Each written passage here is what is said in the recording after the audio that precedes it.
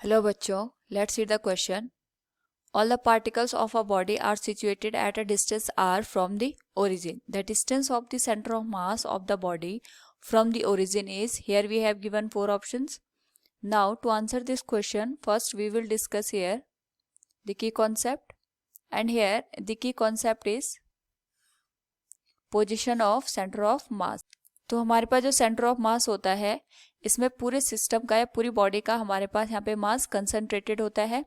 इस केस में हमसे ये पूछा गया है जो हमारे पास किसी भी बॉडी के सारे पार्टिकल्स हैं, अगर वो आर डिस्टेंस पे सिचुएटेड है with respect to the origin, तो हमें ये बताना है the distance of the centre of mass of the body from the origin. Origin के रिस्पेक्ट में जो सेंटर ऑफ मास होगा उसकी पोजीशन कहाँ पे होगी. तो हम ये मान के चलते हैं कि हमारे पास सपोज 2 पार्टिकल्स को मिला के कोई सिस्टम बन रहा है. हम यहाँ पे 2 पार्टिकल सिस्टम को अज्यूम करते हैं, एंड जो हमारे पास मासेज है we can consider m1 m2. इनका जो मास है वो सेम है. तो एक हमारे पास यहाँ पे x एक्सिस पे है और दूसरा यहाँ पे y एक्सिस पे है, और हमसे ये कहा गया कि ओरिजिन के रिस्पेक्ट में जो जितने भी पार्टिकल्स होंगे उनकी डिस्टेंस सेम है, दैट इज r. यानी यहाँ पे जो एक पार्टिकल सिचुएटेड है इसको हम m1 कंसिडर करते हैं, ये हमारा x एक्सिस पे है, और दूसरा जो पार्टिकल है जिसका मास m2 है वो r डिस्टेंस पे है ऑन दी y एक्सिस, लेकिन जो दोनों की डिस्टेंस है फ्रॉम द ओरिजिन वो सेम है. तो इस कंडीशन में जो एक्सियम की पोजीशन होगी दैट विल बी, वो हो जाएगी m1 x1 plus m2 x2 divided by m1 plus m2. इस केस में अगर हम यहाँ पे m1 x1 की बात करें तो जो m1 है इसके कोऑर्डिनेट हमें गिवन है, इट इज r एंड 0, और जो m2 के कोऑर्डिनेट होंगे it will B 0 and r. तो इस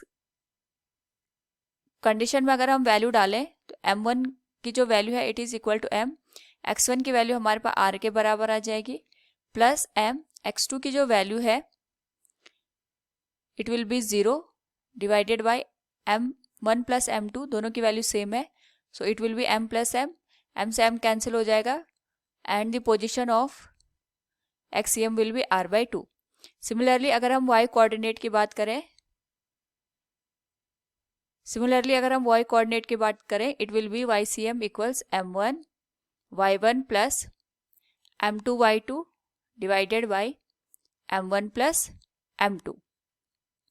तो ycm की वैल्यू हो जाएगी हमारे पास m1, y1 की वैल्यू 0 है, प्लस m2 की वैल्यू m के बराबर हो जाएगी, और y2 की वैल्यू r के बराबर है, so it will B m plus m. ycm की वैल्यू भी हमारे पास r/2 आ जाएगी.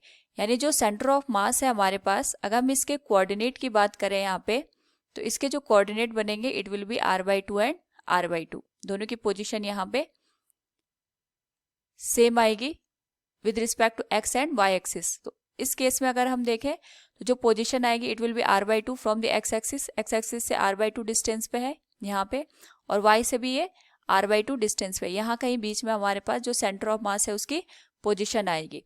तो अगर हम इस डिस्टेंस को निकालें d, it will be equal to, इसमें हम पाइथागोरस थ्योरम का यूज कर सकते हैं, दैट विल बी r/2 का होल स्क्वायर प्लस r/2 का whole square. It will be r square by 4 plus r square by 4, दोनों को ऐड करें it will be 2r square by 4, और इसको हम लिख सकते हैं यहाँ पे r/√2. तो अगर हम देखें जो ये डिस्टेंस हमारे पास निकल के आई है it is less than r. ये वैल्यू हमारे पास r से यहाँ पे कम है. साथ में अगर हम ये भी मान के चलें कि हमारे पास जो दोनों पार्टिकल्स हैं वो यहाँ पे x और y एक्सिस पर ना देके वो कहीं यहाँ पे बीच में देता, और उसकी जो पोजीशन है वो ओरिजिन से यहाँ पे r के बराबर होती, तो उस कंडीशन में भी हमारे पास जो डिस्टेंस निकल के आती है with respect to the origin, जो d की वैल्यू निकल के आती है वो r ही निकल के आती. तो फ्रॉम द गिवन ऑप्शन अगर हम देखें यहाँ पे we can say the distance of the centre of mass of the body from the origin will be, ये या तो r से कम होगी या तो r के बराबर होगी. So from the option we can say here option B will be the correct answer. Hope all you understood it. Thank you and best of luck.